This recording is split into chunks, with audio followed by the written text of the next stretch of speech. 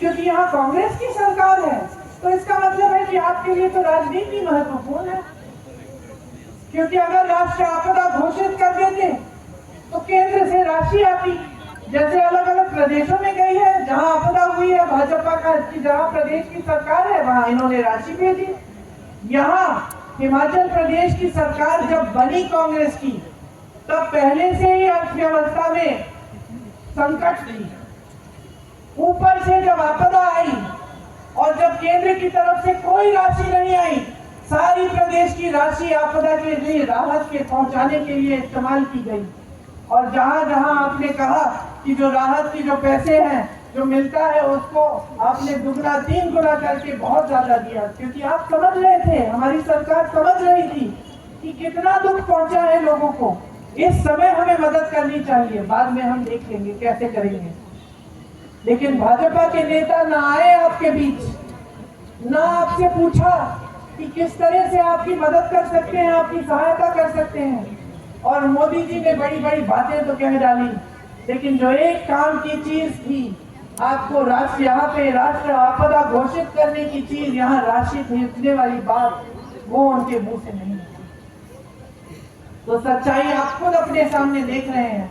आपदा के बाद कुछ ही महीनों बाद क्या होता है, आपकी सरकार पर आक्रमण होता है, धन बल के आधार पर उसे खरीदने की कोशिश, विधायकों को खरीदने की कोशिश, बीच रात में विधायकों को चोरों की तरह हेलीकॉप्टर में, कोई गाड़ी में छुपा कर पूरी फोर्स लगा के ले जा रहा है कि दल बदलवा देंगे, इनसे सरकार गिरा देंगे। तो आपने एक और असलियत देख ली कि जो अपने आप को ईमानदार कहते हैं, जो कहते हैं कि देश भर में अकेले भ्रष्टाचार के खिलाफ वो लड़ रहे हैं, उन्होंने किस तरह से आपकी सरकार को गिराने की कोशिश की, कैसे पैसों के इस्तेमाल से विधायकों को खरीद के, दबाव डाल के, केस डाल के आपकी चुनी हुई सरकार, जो लोकतंत्र के तहत आपने चुनी थी, उसको खत्म करने की कोशिश हुई। तो पूरी सच्चाई बहनों और भाइयों आपके सामने है। एक तरफ भाजपा है जो हर तरह से सिर्फ सत्ता को बटोर के अपने पास रखना चाहती है। उन्होंने 10 सालों में ऐसे काम किए हैं जो कांग्रेस पार्टी ने सचमुच 70 सालों से नहीं किए। ये कहते हैं ना कि कांग्रेस पार्टी ने 70 सालों में नहीं किया जो हमने 10 साल में किया, सच बात है। 10 सालों में इन्होंने अपनी पार्टी को इस दुनिया की सबसे अमीर पार्टी बना दी, दुनिया की सबसे अमीर पार्टी।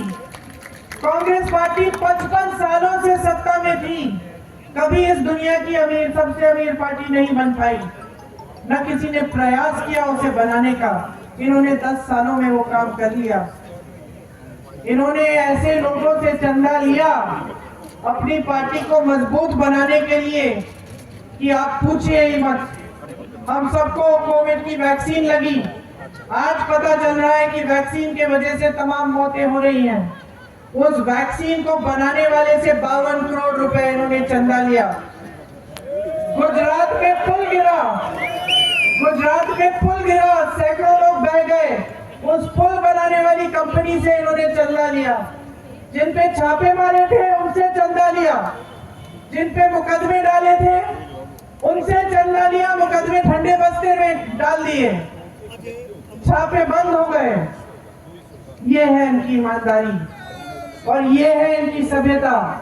और आज आपको सब कुछ दिख रहा है, आपके सामने जिस प्रत्याशी को इन्होंने खड़ा किया है उनकी सभ्यता आप देखिए, अपने ही कार्यकर्ताओं के बारे में क्या कह रहे हैं। तो देखिए आपके सामने एक बड़ा निर्णय है।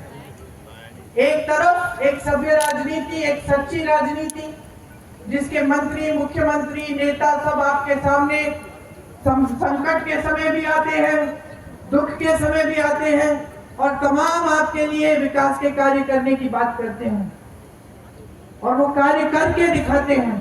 आपको वादा करते हैं चुनाव में, उस वादे को पूरे करने का काम जैसे ही सरकार बनती है शुरू हो जाता है। और दूसरी तरफ एक असभ्य राजनीति, जो सिर्फ हल्की हल्की बातों वाली राजनीति है, जिनके नेता आपके सामने आकर अजीब अजीब से बातें करते हैं कि भैंस चुराई जाएगी आपकी, कि आपके मंगलसूत्र चुराए जाएंगे।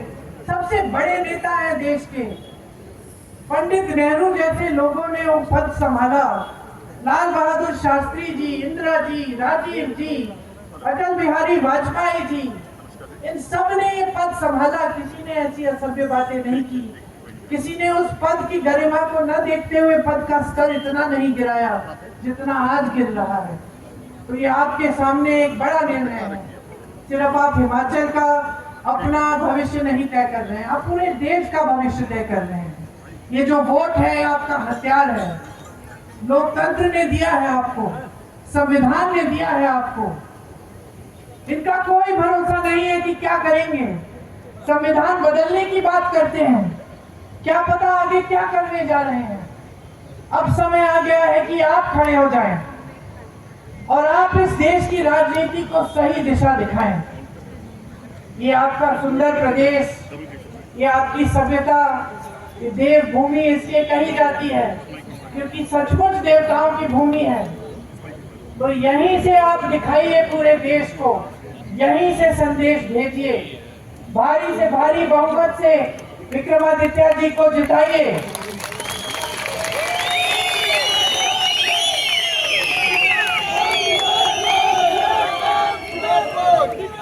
अपने भविष्य को मजबूत बनाइए।